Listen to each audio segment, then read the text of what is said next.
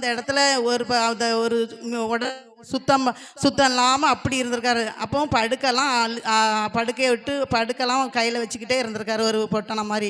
அப்போ அவங்க சொல்லியிருக்காங்க, ஏசப்பா வந்து சொல்லியிருக்காங்க, நீ அவன் படுக்கை எடுத்து விட்டு நீ நடந்து செல்லு அப்படின்னோடனே அப்போ பார்க்குறாரு அதிசயமா, நம்மளுக்கு நடக்க முடியாத இப்படி கேலி பண்ணுதாங்களோ அப்படின்னு நினச்சி பார்த்துட்டு அப்போ ஆண்டவர் அப்போ பார்க்காரு, நீ எழுந்து நம்பிக்கையோடு எழுந்து நட, அவன் படுக்கை விட்டு நட அப்படிங்கும்போது இயேசு சொல்லும்போது அந்த வார்த்தையை கேட்டு எழுந்து அந்த படுக்கையை எடுத்து நடக்கும்போது அந்த அவனுடைய கால் வந்து சுகம் ஆண்டவர் கொடுத்தாரு.